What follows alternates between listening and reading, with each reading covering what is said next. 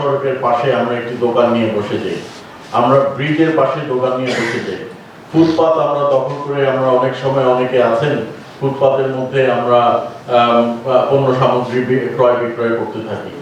বেশি অধিকাংশ মানুষ কিন্তু আমরা আজকে দিচ্ছি প্রায় 50 জনকে, এখানে আহত নিহত সহ অঙ্গহানি আছে, নিহত 34 জন।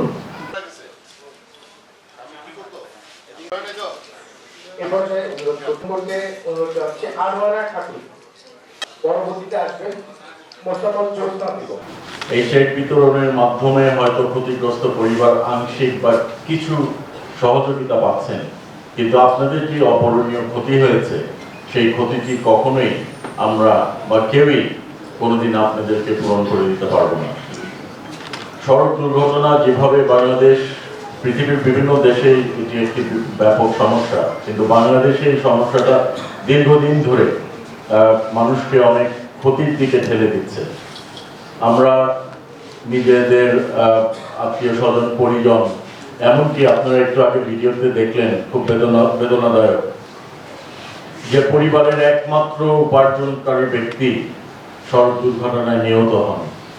পরিবারের একমাত্র উপার্জনকারী ব্যক্তি সড়ক দুর্ঘটনায় এমনভাবে আহত হন যে তিনি আর কার্যক্ষমতা হারিয়ে ফেলেন। কাজে আমাদেরকে এইসব বিষয়ে একটু সচেতন হতে হবে। সরকার উদ্যোগ নেবেন, সরকার সহযোগিতা করবেন, সরকার চেষ্টা করবেন, কিন্তু আমাদের নিজেদেরও একটু সচেতন থাকাটা প্রয়োজন।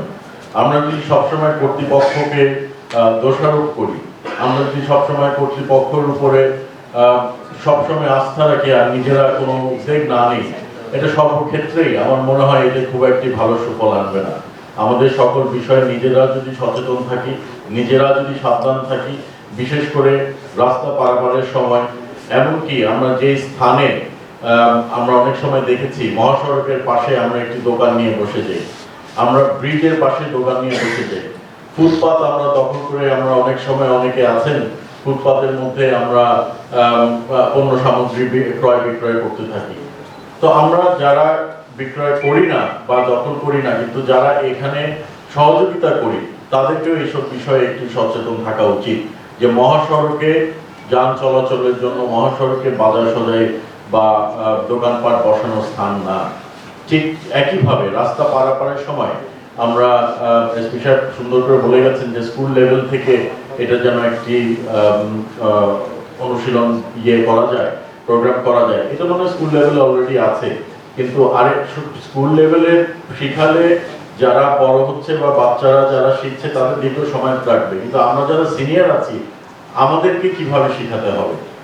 আমরা তো আমাদেরই তো এই সমস্যাটা বেশি মনে হচ্ছে, কারণ আমরা দেখলাম এখানে আমার যে লিস্ট দেওয়া হয়েছে বেশি অধিকাংশ মানুষ কিন্তু আমরা আজকে দিচ্ছি প্রায় 50 জনকে, এখানে আহত নিহত সহ অঙ্গহানি আছে, নিহত 34 জন।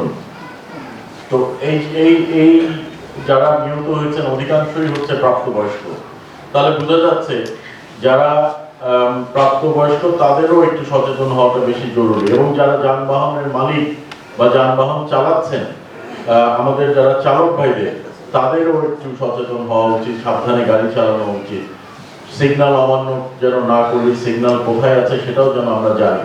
প্লাস আমরা যারা রাস্তা পারাপারের জন্য বা আমরা বিভিন্ন সময় আমরা দেখি মোবাইল ফোনে কথা বলার সময় রাস্তা পারাপার করছেন, তখন কিন্তু দুর্ঘটনাগুলো ঘটে, তখন দোষটা চলে আসে চালকের উপরে, যেই চালক গাড়ি চালাচ্ছেন।